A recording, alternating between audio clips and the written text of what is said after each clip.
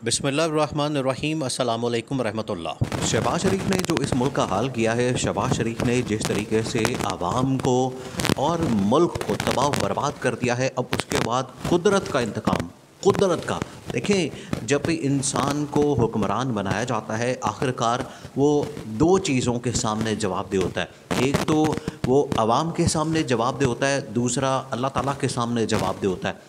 अब कुदरत का इंतकाम शुरू हुआ है और हिसाब किताब शुरू हुआ है, और अब जनरल आसिम मुनीर ने लेना है एक्शन। अब जो शहबाज शरीफ ने, इसहाक डार ने, या शहबाज शरीफ की पूरी टीम जिसके अंदर राना सनावला, ख्वाजा आसिफ, एहसन इकबाल, इसहाक डार, और जो पुराना पिछला वज़ीर आज़म, पिछला जो वज़ीर ख़जाना था मिफ्ता इस्माइल, सब की अब पकड़ होनी है और सबको अंदर जेलों में डालना है। उसकी वजह यह है कि इन्होंने जो मुल्क के अंदर तबाही फेरी है, इन्होंने जो मुल्क की बर्बादी की है।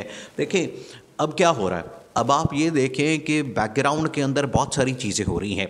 एक तो इमरान खान से रब्ते की दोबारा से कोशिश शुरू हो गई है, और ऐवान सदर के अंदर या तो सदर आरिफ अलवी के ज़रिए से मुलाकात करवाई जा सकती है, और दूसरा ये कि सदर आरिफ अलवी को पैगाम पहुंचा दिया गया है कि आपने इमरान खान को पैगाम देना है और इमरान खान का पैगाम हम तक पहुंचाना है। तो ये वाला एक चैनल खोला गया है इमरान खान के साथ राब्ते का। दूसरा, अब मामला ये है कि इस टाइम तमाम इत्तेहादी जमातें, इस टाइम जितनी इत्तेहादी जमातें हैं, उनको अब दोबारा से एक्टिव किया जा रहा है। उनको दोबारा से एक बार फिर टास्क दिया गया है कि आपने इस हुकूमत को घर भेजना है, आपने इस हुकूमत का ख़ात्मा करना है। क्योंकि ये जो हुकूमत है, ये नाअहलों की और निकम्मों की हुकूमत, जिसने आके मुल्क की बर्बादी कर दी, मुल्क को डिफ़ॉल्ट पे पहुंचा दिया। अब इसको घर भेजने का वक्त आ गया है। और ये जो देखिए दोबारा से ये एक एक करके सारे मामलात खुलने हैं। जिस तरह से इत्तेहादी जमातों को एक्टिव किया जा रहा है, इत्तेहादी जमातों को दोबारा से लॉन्च करना है, दोबारा से ये टास्क मिला है कि आपने इस हुकूमत का साथ छोड़ना है, और इसके लिए आप जोड़ तोड़ शुरू करें और इस हुकूमत से अलहदगी का ऐलान करें।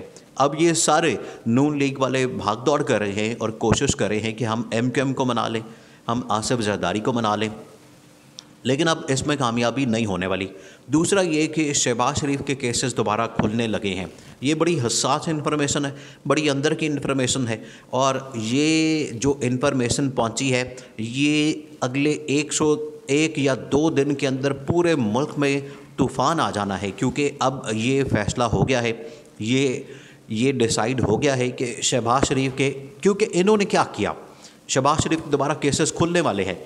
इन्होंने क्या किया, अब आप ये देखें कि इन्होंने कार्रवाई क्या की। ये जो हुकूमत में आए हैं, आसिफ जरदारी या शहबाज शरीफ, शरीफ ख़ानदान या जरदारी ख़ानदान, इन्होंने आते साथ ही हुकूमत में जो सबसे पहला काम किया वो ये था कि अपने केसेस माफ़ कराने थे।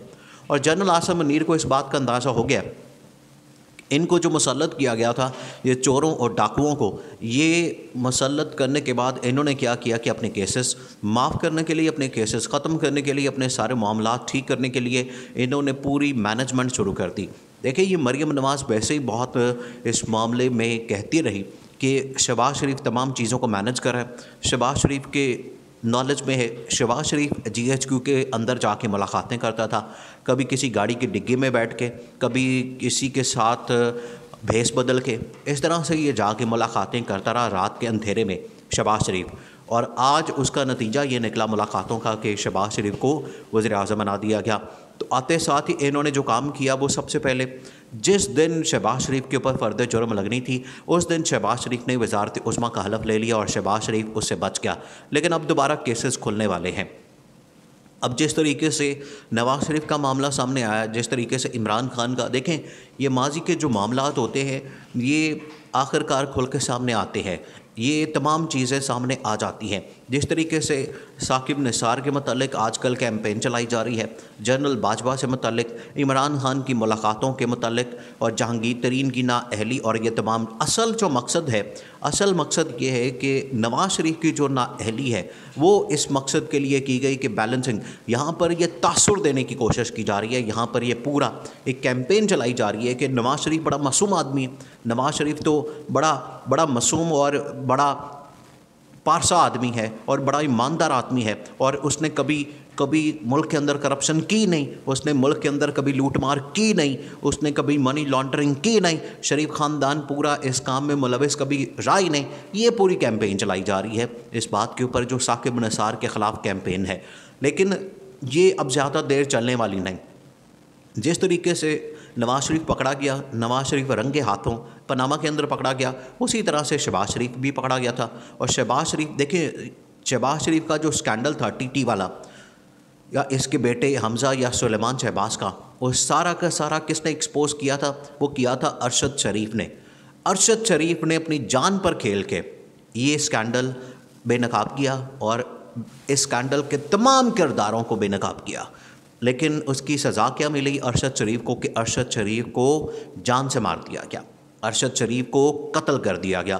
یہ اتنا بڑا اسکینڈل پاکستان کی تاریخ میں بے نقاب کیا، اور اب یہ ان کے اسکینڈل جو تھے اب ان کے اوپر پیروی ہونے جا رہی ہے، اب یہ عدالتوں کے اندر دوبارہ کھلنے جا رہے ہیں، کیونکہ اب یہ جو NRO دیکھیں، یہ اب حکومت کے تو دن ختم ہو گئے، حکومت تو اب جانی ہی جانی ہے۔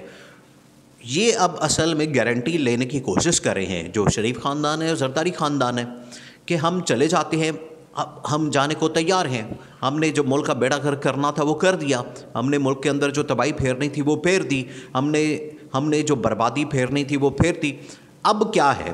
اب یہ ہے کہ ہمارے جو کیسز معاف کروائے ہم نے نیب کے اندر ترامیم کر کے، وہ واپس نہ کھولے جائیں، ہمیں جیلوں میں نہ ڈالا جائے، ہمارے خلاف کوئی کیس نہ کھولا جائے، ہمیں گرفتار نہ کیا جائے۔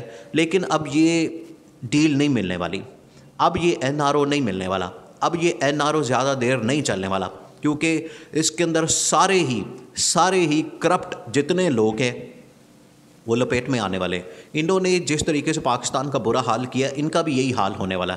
جو انہوں نے تباہی پھیری ہے اس کے اندر شہباز شریف کی پوری ٹیم، اسحاق ڈار، خواجہ آصف، احسن اقبال، خواجہ سعد رفیق، مفتاح اسماعیل، یہ سارے، مریم اورنگزیب، یہ سارے اب اس لپیٹ میں آنے والے ہیں، اور سب کے خلاف شکنجہ کس دیا گیا ہے، شکنجہ تیار ہو گیا۔